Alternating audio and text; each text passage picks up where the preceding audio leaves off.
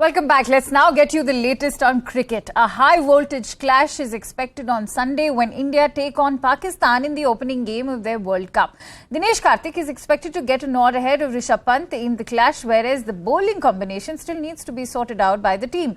Pakistan's bowling attack has strengthened after Shaheen Afridi's comeback from the injury, but there are high chances that the weather could play the spoilsport on Sunday. Melbourne is one of the areas which is receiving rain in plenty, and thus the India versus Pakistan game is in jeopardy. Will we see a new T20 World Cup champion, or will one of the former champions do an encore? And can the Indian team perform up to its potential? After a rather forgettable outing in the last edition, the pressure is certainly on Rohit Sharma and his men. This World Cup will provide a lot of answers for world cricket, but especially for Indian cricket. The World T20 Cricket Carnival is back in less than a year, and this time it is set to be the biggest yet, with 16 teams playing 45 matches. Australia are the reigning champions, hosts and odds-on favourites to lift the trophy again.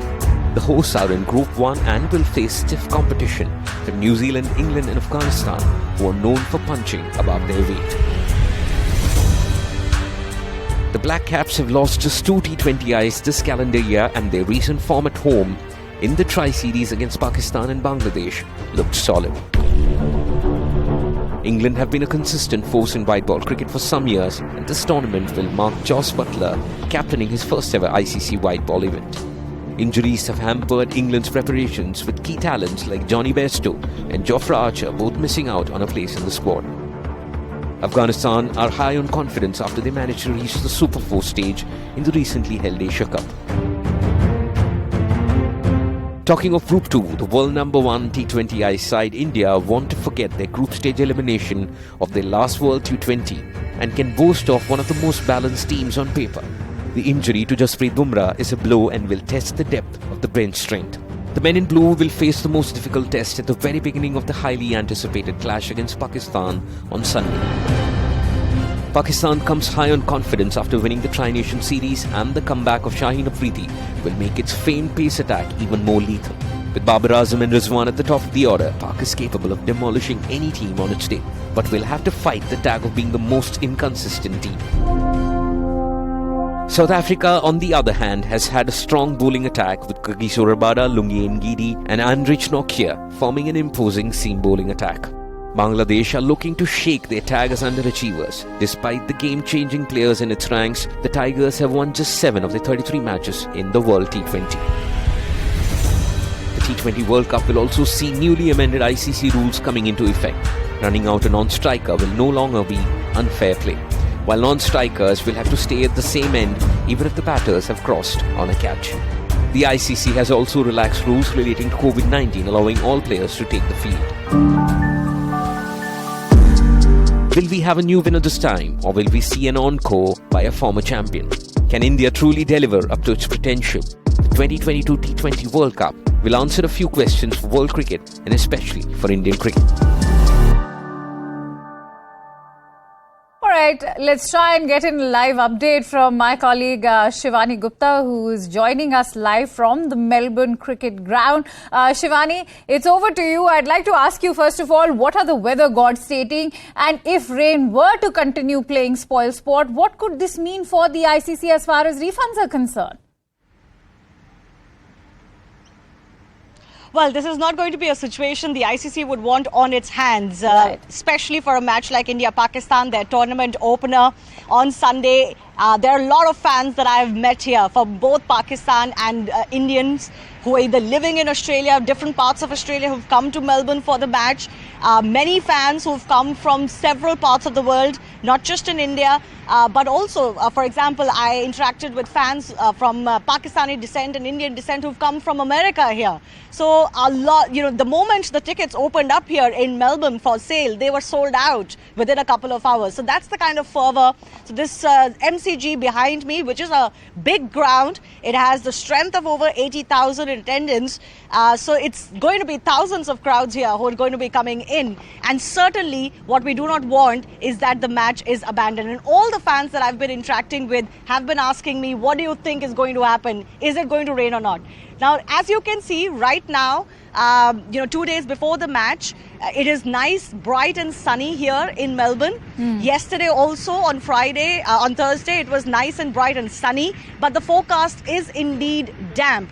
Today also there was rain forecast. We only saw a short drizzle, but nothing to worry about. Tomorrow though, Akansha, there is a forecast of as much as 99% chance of rain, which is still okay. I don't think anybody minds that because the ground facilities here are great.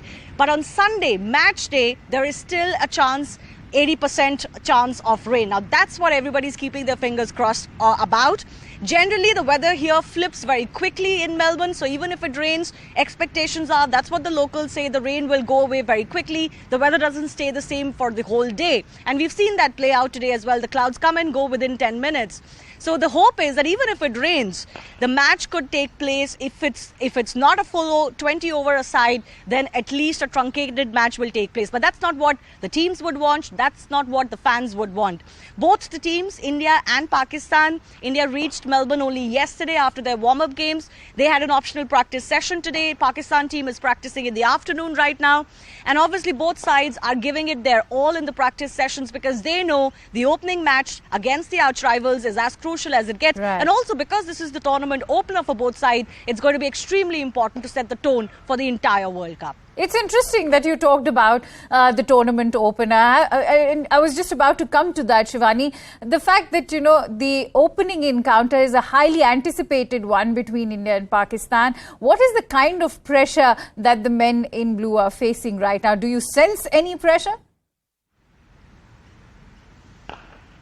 Well, yes, definitely there is pressure. The team wouldn't talk about it. I was there in Dubai last time when the two teams played in the Asia Cup, and everybody wanted to ask Rohit Sharma about the pressure because that was their first encounter after the last World Cup, where India lost a World Cup encounter for the first time against Pakistan. So they will run down or minimize the pressure. They will not make this into anything bigger than any other World Cup match if we talk to the players, but it is a little bit bigger than any other match.